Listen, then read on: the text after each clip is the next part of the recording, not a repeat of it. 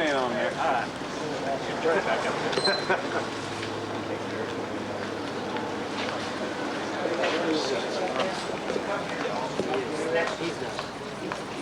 I think Jerry was just responsible. I think it's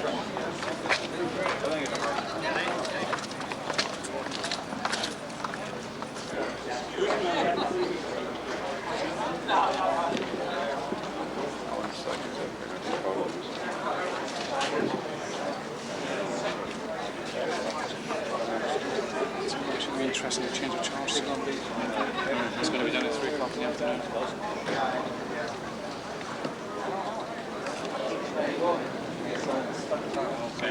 This is for Frank, right? So we're just waiting. He's back a couple times.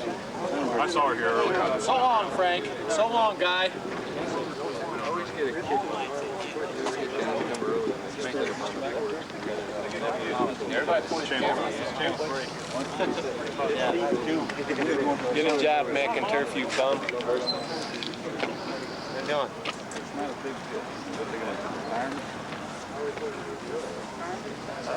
No. It's for McInturff. When he went to school, he didn't have history.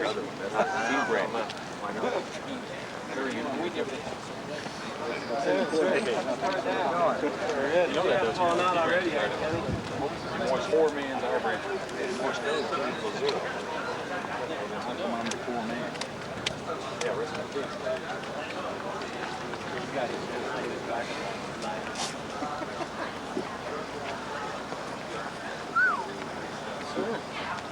It's warm. Hey, young Frank. I got you. That's all right. You can get up front and hang up on your arm. They got the 3 shots at me. They recognize talent. I've got the thing. 2 people will be elected.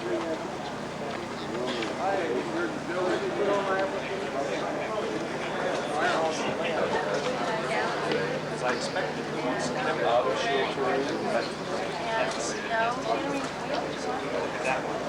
It should be in the coming over this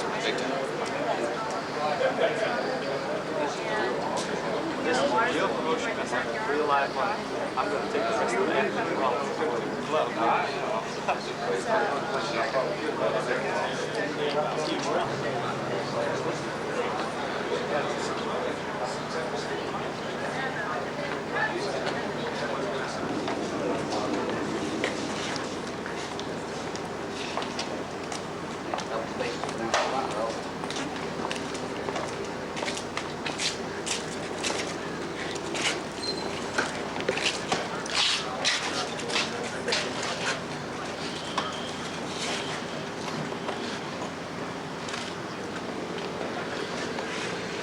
Excuse me.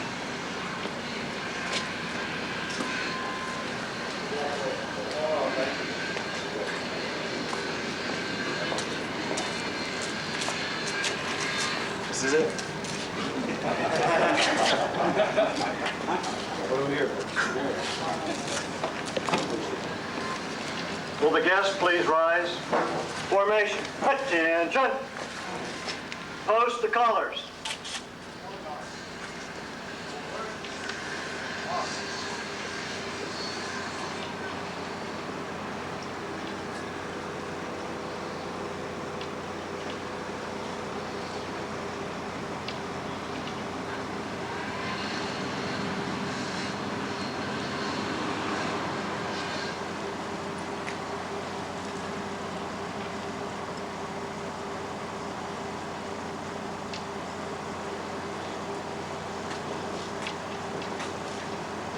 Mark time. Mark. Left turn. Mark.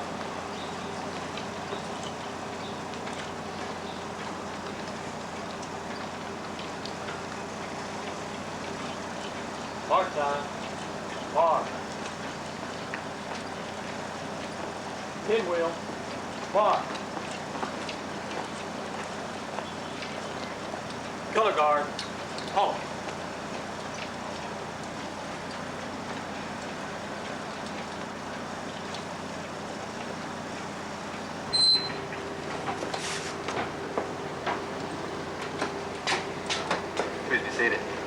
Guests, please be seated. Formation, at ease. Order.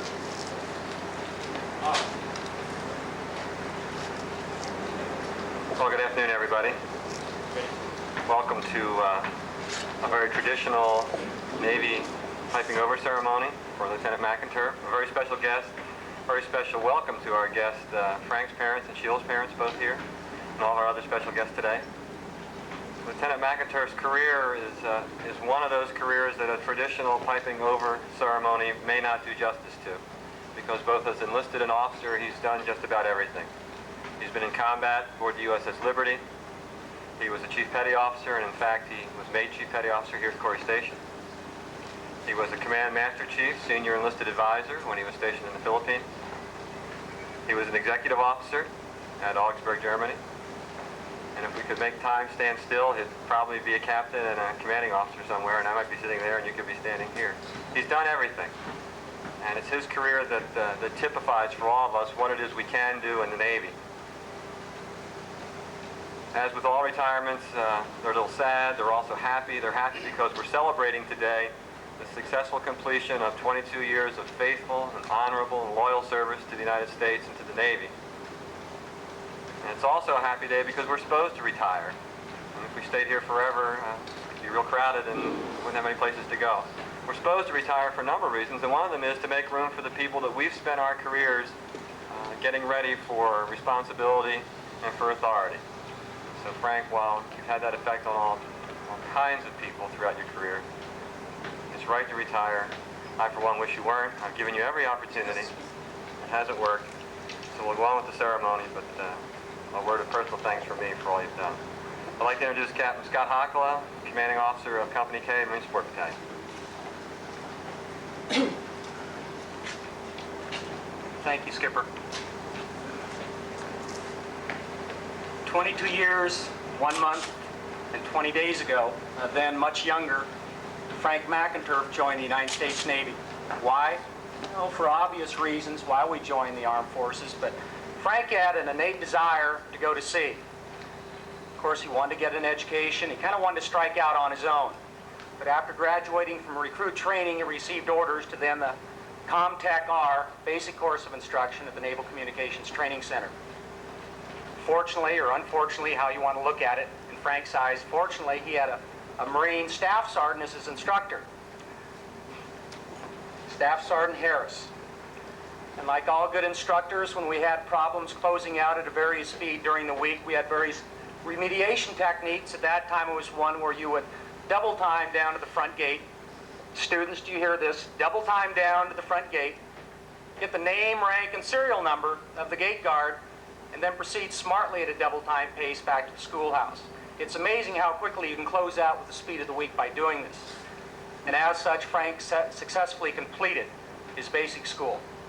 Wondering about his orders, and at those times graduations weren't as with the pomps and circumstances like we have now. You were greeted with your graduation certificate and given a set of PCS orders at that time. And at that time, Frank was given orders to the USS Liberty, AGTR-5, going to sea. And of course, the structure of this facility has changed somewhat from that time, but as Frank and Sheila at that time sat out amongst underneath an old oak tree next to the chapel, it was much to Sheila's chagrin that Frank was going to have to leave. But being the wife and the woman that she is, she understood, as most of our wives have done in the past. But Frank reported to the USS Liberty in Norfolk, Virginia, and in May of 1967, the Liberty went underway for routine patrol off the African coast. The rest is etched in the histories of cryptology. The Liberty was attacked by the Israeli Defense Forces, both naval and air forces. And where did Frank fit into this mold? He was awarded the Bronze Star and Purple Heart for wounds that he sustained from shrapnel and the weaponry that was passed on to the Liberty. I think when you look at the Liberty and you look at Frank's initiative, you can't help but think of one incident on the Liberty with the Lieutenant Commander Armstrong, who was the executive officer at that time, where Frank's citation on his Bronze Star Award reflects exactly what he did. not only exposing himself to intense hostile fire from aircraft, machine gun fire from coastal patrol craft, but repeatedly going back and recovering his fellow shipmates, going to the executive officer, then with the old steel piping and chicken grated type stretchers, not the nice stretchers we have now. And much to the chagrin of the XO at that time, brought him back down to the forward area battle dressing area, if you will, in a wardroom, bringing him down 3 flights of stairwells. That is kind of indicative of the type of person Frank is. He didn't care. Frank would be the last one to say I was a hero. Frank just did his job. Yeah, he was scared, but fear motivates. But his fellow shipmates were in problems, needed his assistance, and he was able and willing and took forth the initiative and the effort to support his fellow shipmates. Mental toughness, can-do attitude, yes to all the above. But one thing that strikes me about Frank that I've always noticed and his fellow shipmates have always noticed, that he's always got a positive attitude. Anything can be overcome. He facilitates a sense of well-being. He's somebody you seek out and look to be or work with all the time. I've never seen Frank mad. I've never seen him lose his composure. This is the type of individual that we lose today, but somebody benefits from what sort of character and personality Frank has. There were some folks that, leaders aren't born, contrary to some popular belief. Where do you pick pieces from people that you have served with throughout the years? There's maybe one time in Frank's career where he's kind of wondered exactly, have I made the right decision staying in the Navy? And of course, that was a Master Chief Petty Officer. That elite and professional group, that fraternity, that group of sheer professionals, that Master Chief sought Frank out when he had been P&A, passed and not advanced for first class 5 times. Recognizing Frank for what he was and the potential that he had, he took Frank aside and said, Petty Officer McInturff, hang in there. I firmly believe if one CT, one second class R brancher is selected on the next exam, you'll be it. And lo and behold, there was 4 selected the next year, and guess who was selected in the first increment? So even if there had been one, Frank would have been selected. And then, of course, his initial goal when he first entered the Navy, but as he progressed in his career, was to become a Chief Petty Officer. That was also attained on 16 December 1976. As an officer, submitting for an LDO application at the Naval Security Group activity in Philippines, it was a Commander Jay Jensen who recognized Frank's talents. And of course, during that time, it was a lot of the officers were being displaced or detached on board ships to the Iranian conflict, or the hostages in Iran at that time. And so Commander Jensen, using what he knew as just a viable resource, placed Frank in a position, really 2 positions of authority. One as a departmental chief, or really a division officer at that time, in charge of a very large department, and he also had the duty as being the senior enlisted. That is probably by osmosis, by counsel, by advice and assistance, by observation of Commander Jensen. And Commander Jensen having the confidence in Frank, it gave him the opportunity to excel. And he learned those tools. He took the little bits and pieces and applied them in his day-to-day ventures. And of course, his LDO application so reflected that. And of course, he was selected for ensign. And then lastly, as an officer, as a young ensign, progressing up the chain of command or in rank structure, as an executive officer at the Naval Security Group activity at Augsburg, he had the opportunity twofold to work for then a Captain Cole when he was the CO for NSGA Philippines, and also when he was the Director of Naval Security Group Europe. Made a profound impact upon Frank, as he has on anybody who's had the opportunity to work with him. But more so, I think, and more important from a personal standpoint, is Frank is just one hell of a good shipmate. He doesn't look at Navy, he doesn't look at Marine Corps, he doesn't look at Army, he doesn't look at Air Force. He looks at the job and task at hand, know what has to be done, and puts forth the effort and does it. Tremendous shipmate. Our loss is somebody else's gain. You take a reflection of Frank's personality, all you have to do is look at his family. Sheila, who's always there and supportive. You look at Frank McInturff IV, and you look at Laura. And by the way, Jeff says hi. I had to get that in. And his children reflect the same personality, the same principles, and the same character Frank and Sheila have stressed and believed in throughout their life. And finally, to Frank's parents, thank you for giving us the opportunity to know somebody like Frank and to serve with somebody, because he's left a little bit of himself on every one of us, and it's all positive. God bless you.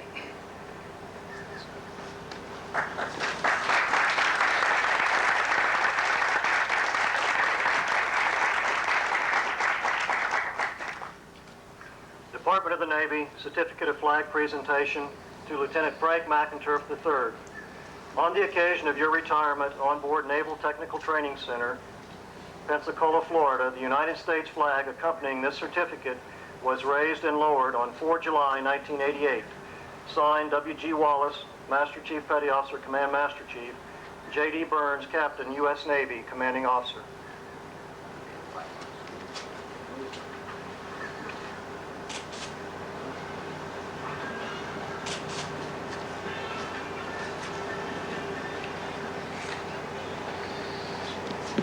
Hope you can find some place for this. It does have all those duty stations Captain Hockland mentioned. I've also got to mention that I agree, he doesn't lose his school very often, but he was in charge of the change of command here with Captain Burns relieving Captain Gill. And there was a person in my office he was counseling, and I almost saw him go over the top there for a minute. Right, is that truthful? This is the flag. It's got your recruiting badge. It's got your senior enlisted advisor badge, all your ribbons, your Master Chief device, which you'll be retiring as, and all your devices that you've made all the way up to Lieutenant. I hope you can find a place for this.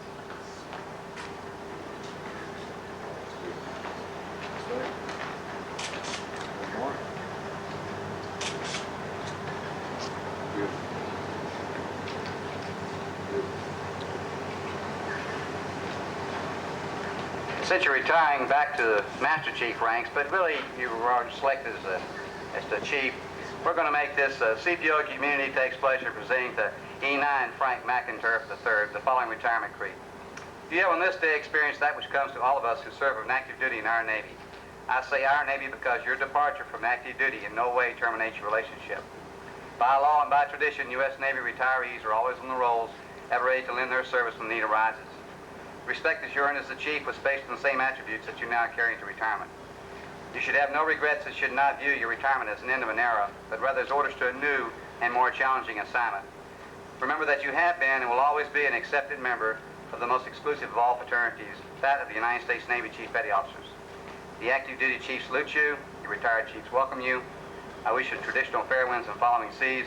Best regards, Chief Petty Officers.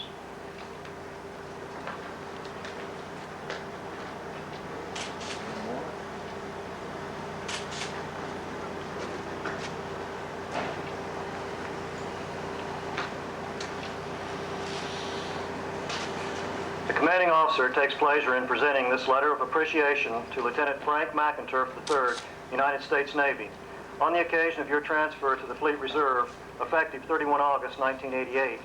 I would like to express to you on behalf of the President of the United States, the Secretary of Defense, the Secretary of the Navy, and the Chief of Naval Operations, appreciation for your 22 years of faithful and honorable service which you have devoted to your country.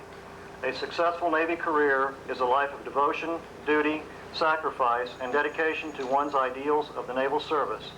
Your service has been highlighted by the following assignments: USS Liberty, AGTR-5, U.S. Naval Radio Station, Savannah Seca, Puerto Rico, U.S. Naval Security Group Activity, Bremerhaven, Germany, U.S. Naval Security Group Activity, Augsburg, Germany, U.S. Naval Security Group Activity, Philippines, Republic of the Philippines, Naval Communication Area Master Station, Eastpac, Wahiawa, Hawaii, and Naval Technical Training Center, Corry Station, Pensacola, Florida.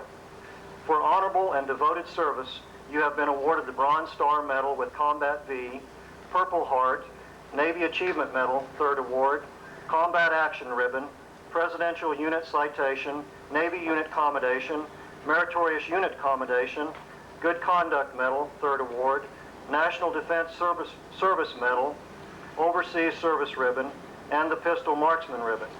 In your most recent assignment as Cryptologic Basic Schools Division Officer at Corry Station, you have demonstrated exceptional professionalism, competence, initiative, resourcefulness, enthusiasm, and ingenuity in carrying out this command's training mission. Your performance has been superb. The contributions you have made and the service you have performed during your naval career should always be a source of personal satisfaction to you. It is with regret that we see you leave. Your high standards of performance and loyalty to this command, the Navy, and your country comprise a legacy to your shipmates now and in the future. I take pleasure in extending to you my heartiest congratulations for a job well done and in wishing you and your family good health, fair winds, and a following sea. Signed, J.D. Burns, Captain, U.S. Navy.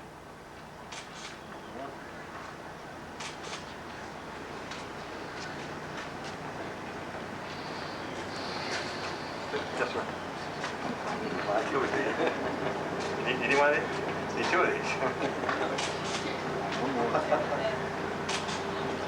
Frank had to arrange for this. Maybe one is the Master Chief and one is the Lieutenant. Lieutenant McInturff told me that he could not have fulfilled these 22 years without the help of his beautiful wife, Sheila. Sheila, would you please come forward?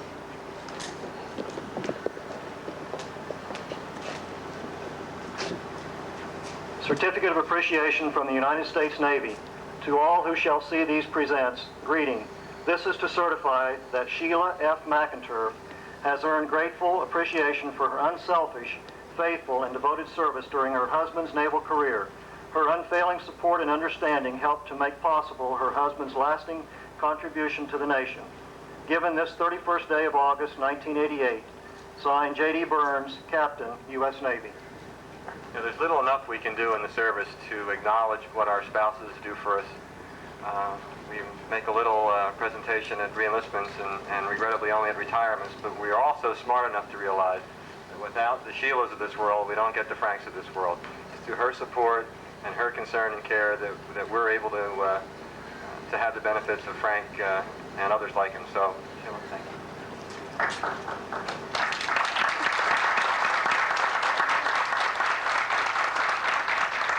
Captain Hackler, would you please come forward, Sheila? Let me take that for you.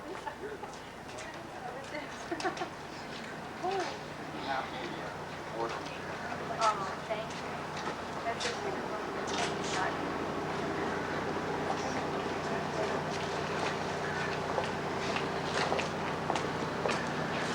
Commander, Naval Security Group Command. The Commander takes pleasure in presenting this Meritorious Service Award to Lieutenant Frank McInturff III, United States Navy, for exceptionally meritorious service and sustained outstanding performance of duty while serving with the Naval Security Group from April 1967 through August 1988. Lieutenant McInturff served with devotion and honor in a number of cryptologic assignments in Puerto Rico, Germany, the Philippines, Hawaii, Florida, and embarked in the USS Liberty.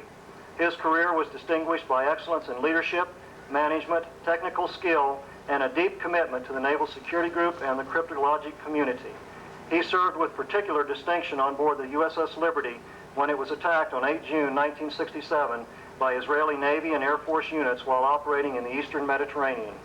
During his most recent assignment as Division Officer for the Cryptologic Training Department's Basic Schools Division at the Naval Technical Training Center, Pensacola, he made significant, long-lasting improvements to course curriculum and staff utilization. A team player and extraordinary leader, Lieutenant McInturff demonstrated superior leadership skills and concern for the well-being of his people. His outstanding performance reflected great credit upon himself, the Navy Security Group, and the United States Navy. Signed, J.S. McFarland, Rear Admiral, U.S. Navy.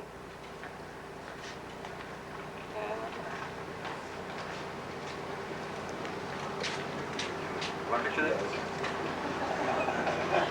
It's right there. These are going to be very valuable pictures.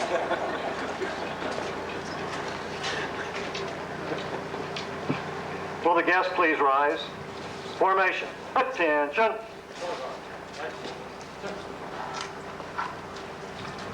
The Secretary of Navy takes pleasure in presenting the Navy Commendation Medal to Lieutenant Frank McInturff III, United States Navy, for service as set forth in the following citation. For meritorious achievement while serving as the Advanced Systems Training Division Branch Officer and Basic Cryptologic Schools Division Officer, Naval Technical Training Center, Corry Station, Pensacola, from October 1986 to August 1988. Lieutenant McInturff consistently performed his demanding duties in an exemplary and highly professional manner. Providing outstanding leadership and management, he was instrumental in ensuring existing courses were improved, new courses were developed correctly, and the needs of both staff and students were met. Through his dedicated and determined efforts, training was measurably improved and the best possible training provided to the men and women from all branches of the United States Armed Forces.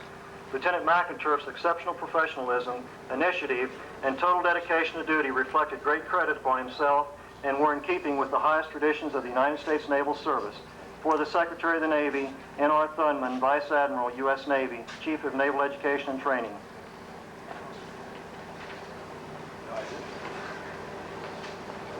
Will the guests please be seated? Formation, at ease.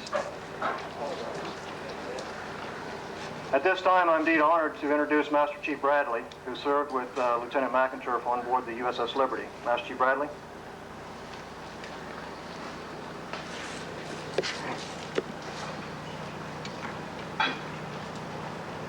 Captain Burns, Lieutenant, family members, special guests, and fellow shipmates.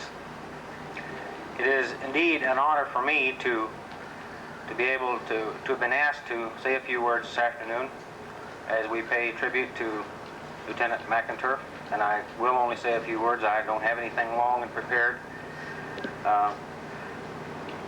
Lieutenant and I, at this moment, are part of an elite group of people. I would estimate no larger than maybe 4 people that are still on active duty from the crew of the Liberty that was attacked in 1967.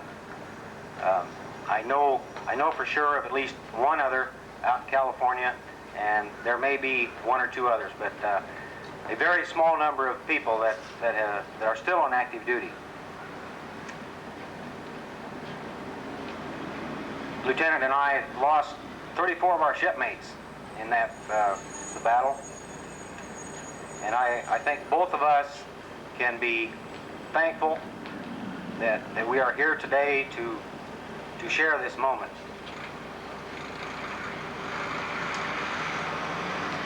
Lieutenant and I spent yesterday during the lunch hour discussing events of the battle.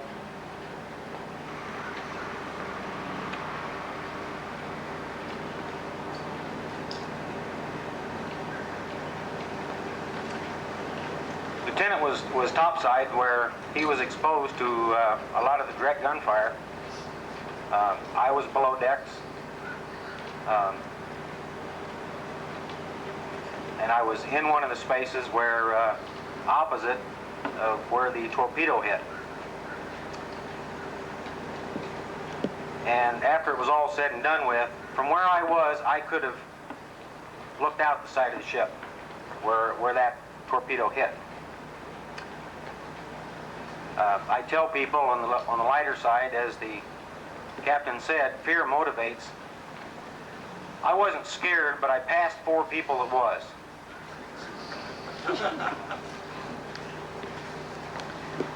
And I could go on, but that's not what we're here for. We're here to pay tribute to good lieutenant for his 22 years of faithful service to his country. I think that the fact that both of us are still here after going through that ordeal is significant, and I congratulate you for that, and congratulate you for what you attained with your 22 years of service. And thank you again for allowing me to be here, participate in your ceremony, and good luck to you and your family in your retirement.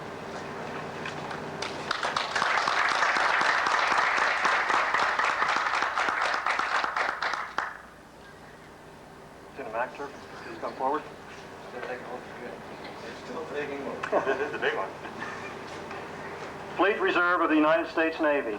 This is to certify that Frank McInturff III, a lieutenant, was transferred from active duty of the Fleet Reserve to the Fleet Reserve of the United States Navy on the 31st day of August, 1988, after 22 years of service. This certificate is awarded as a testimonial of faithful and honorable service. Signed, J.D. Burns, Captain, U.S. Navy. Now it's Lieutenant McInturff's turn.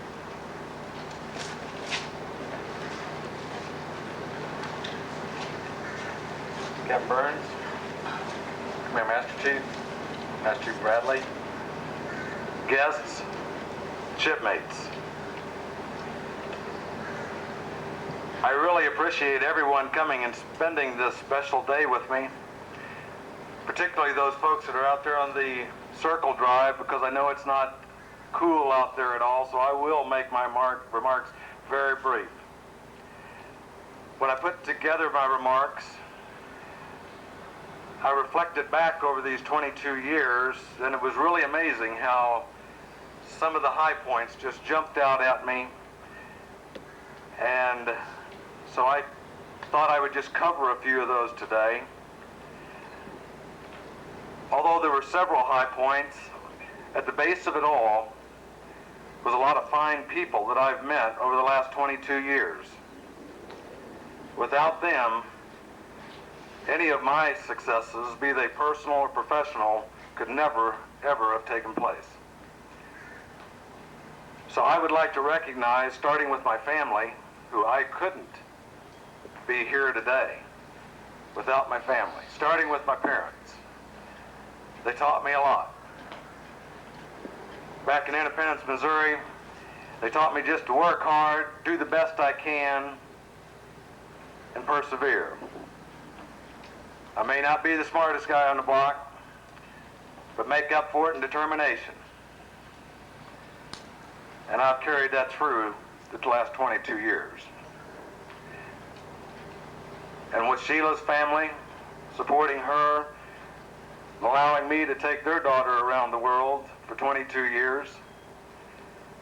You can't get very far in the Navy if your family, particularly your parents and your in-laws, don't support you.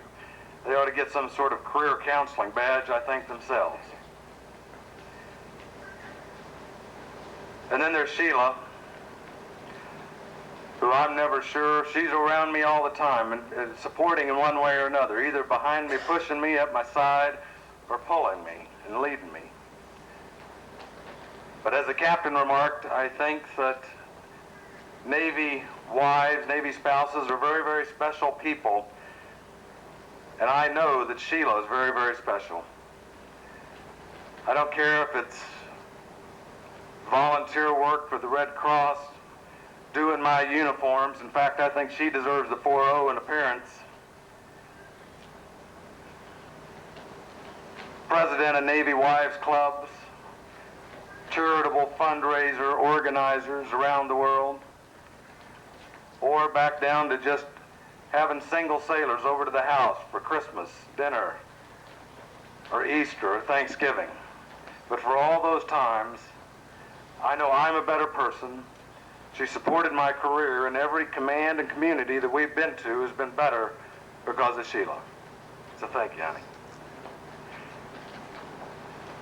And lastly, the family is made up of the finest son and daughter you could ever ask for. Frank and Laura have put up with all the moves that I know all your kids put up with.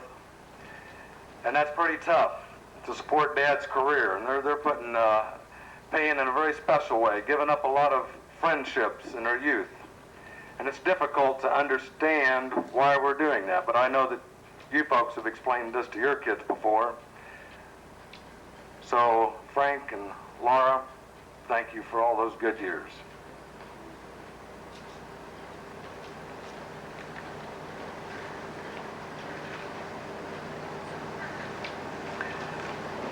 I said that I looked back and I saw a few high points. The first high point that I looked at and considered it very successful was just completing boot camp and CTR A school. Despite the runs to the main gate, I made it. That was my first Navy challenge. My first duty assignment to the USS Liberty and understanding clearly what personal and professional responsibilities are early in my career. Making a third-class petty officer and assuming additional responsibilities. Making chief petty officer and joining that elite cadre of professionals, of men and women. Making LDO.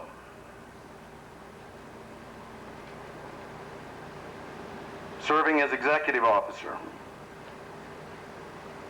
And lastly, serving as the basic schools division officer and working with probably the finest group of professional instructors that I've ever had the opportunity to work with in the important job of training our young sailors and Marines. To all of you that have helped not only locally and in the last couple of years me get my job done, but for all of those that can't be here today to share this, I thank you from the bottom of my heart, because my successes are truly our successes. And I guess you could say that I like a good story with a happy ending. And this ending here couldn't be any happier. It's been an honor to serve. Thank you.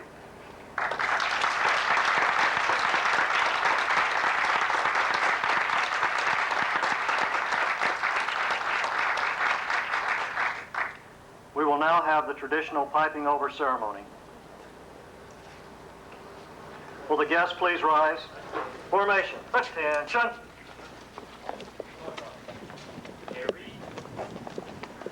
Arms.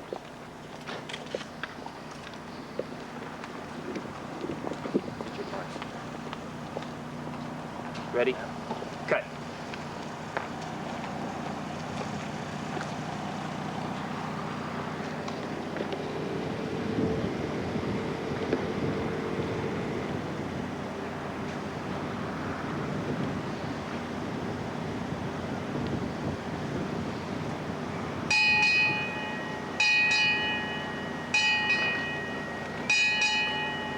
Color guard. Freeze and arms.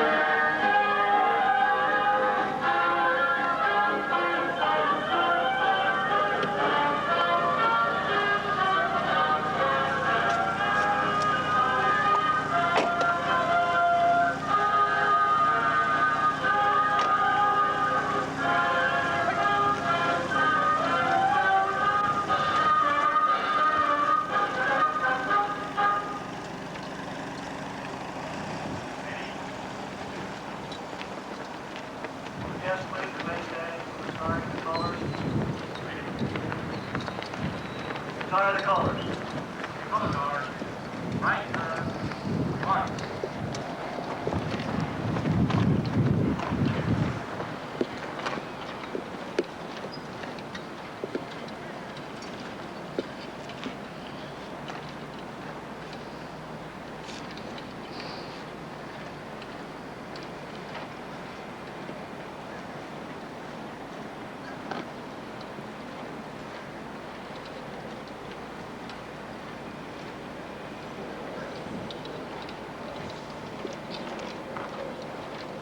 This concludes the retirement ceremony.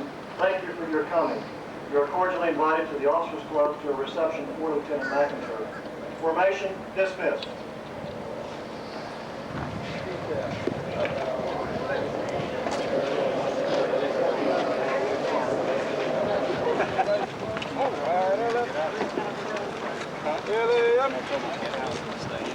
Write up instructions and what has to be done and everything just for 1 hour.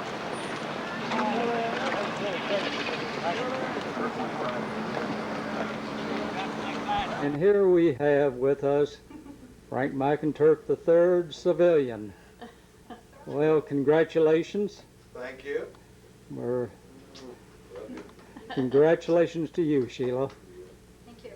You were one of the driving forces behind him. Well, we've just come from Corry Station. It was a very nice send-off this afternoon. Everything just went complete. We're now at home, trying to relax and get used to this new civilian life, right? We have 30 minutes to do that. We We're do. at dinner tonight. Okay, well, we better get the show on the road then, hadn't we? It's off to McGuire's Irish Pub, Well, great. downtown Pensacola. And that's where we'll hang it up for sure. But he's starting another good career. Yeah, That's right. Frank, look at this special paper. You know, that's really That's something. Kmart. Kmart, you know, we really go first class. That's number one. We thought you'd enjoy that. Well, I'm sure I will. I love Kmart. Whoop. Oh, that's super. How do you like it? Yes, I do. Come on in there, Sheila. Be so happy. Isn't that great? That's good. Beautiful picture. Yeah. Let me. Oh, Peppy, well, thank you very much. Okay, we just. Glad you guys can come down for this. Well, we're happy to be here. Yeah, I'll just. Isn't that good? Yeah, it is. So the dog. It sure is. Oh, Peppy. Yeah. 88,420. April the 20th. April.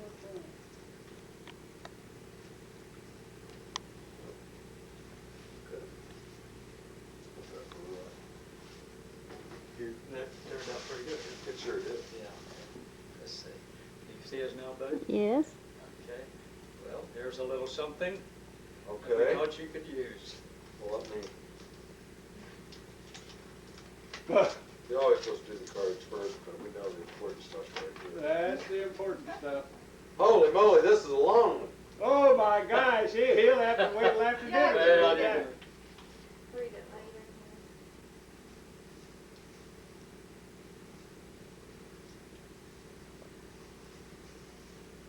Well, I sure appreciate that. Very good words. Thank you, Mom. You're welcome. I will let you hold that.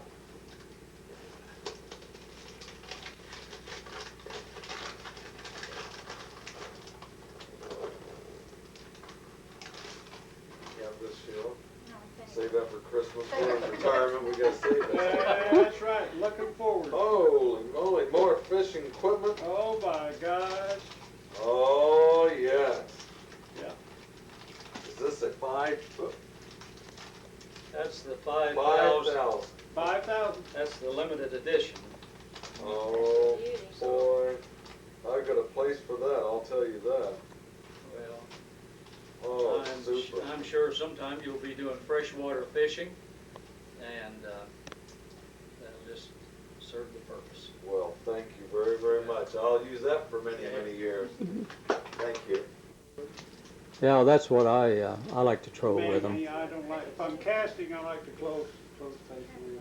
Uh-oh. Well, it wouldn't be complete Oh, without the pole. good. So that is the pole to go with the Well, reel. thank you very much. Oh, You're welcome. hopefully we'll have many fish dinners with this, Yes. with this rig. Yeah, now you're all fixed, ready to go. Nice rig. Say Oh, that's that great. because the bill's with it in case he wanted to change it. In his tournaments. in Well, saltwater. Be a good idea. though. I think that's So, but Are you Be a ready? good idea, that's a though. 12-pound test on there. If you do use it in salt water, to really worship him.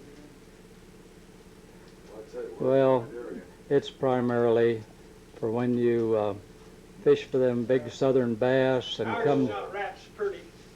But is it from I the know, same, it's it's got from the that- same place? Place from the #1 store. It's, Here you go, sweetie. well, thank you very much. Move in a little bit, Maudie, Sheila. Yeah, As you retire, Yep. boy, what is this? Long cards. Everybody got. I'll skip over the backwards Okay. words and get right down there to the real words. Oh, that's super. He had to get our money's worth in those cards. Yeah, learn cards. Oh, boy, that's exactly what I needed. This ought to send you off with the rest of your equipment. Oh, I tell you. Side pull. This side. Super. And, Hey, I'm I'll bet already you a few equipped. things to catch them amberjacks. Amberjacks. Ooh, I guess. Oh, that's Really, great. really comes out. That's great. I said by the time he got it filled, Well, if he's ahead, he won't be able to carry it. By the time he gets all his stuff in it, he won't be able to That's carry it. exactly what I need. Not a non-corrosive tackle Yeah, box, right. because that's the kind of fishing I'm going to be doing. How about a sunproof tackle box? S-O-N. Oh, that's neat. Yeah, Good. sunproof. I know it. Well, thank you very much. I surely appreciate it. Glad you Yeah. able to do it. Glad you guys got to Oh, share this day we with us. wouldn't be. I tell you, come on in here. This law.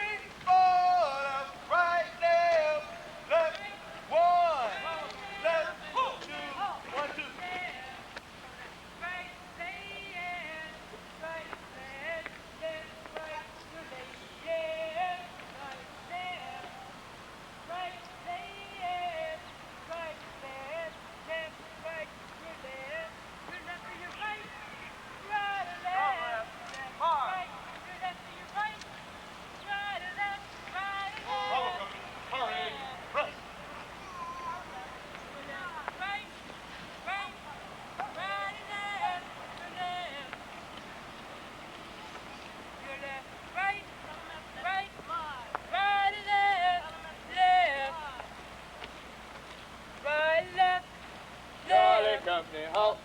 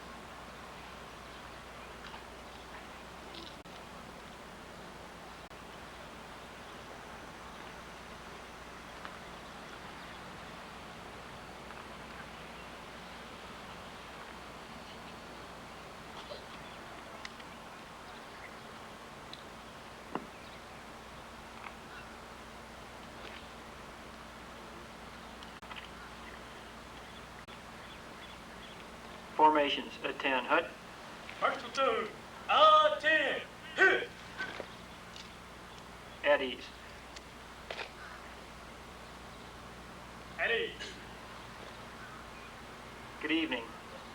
We're here this evening to pay tribute to a group of men who 20 years ago, on a lightly armed, fought a valiant battle against elements of the Israeli Defense Forces. And during that battle, they sustained 34 dead and many more wounded. We're very fortunate to have with us a couple of the men who were the ship the day of that event. I think the significance of this can all be seen in the fact that, again, we had a similar incident with the USS Stark. And for everyone who's gathered here, there's always a potential that you may face the same sort of ordeal. So I would like, and it's a real privilege for me, to Lieutenant McInturff and let him give you a few words, as he was on board the ship the day that it was attacked. And at that time, just to bring it home a little bit more to you, he was Seaman Apprentice McInturff. So without further ado, I'd like to welcome.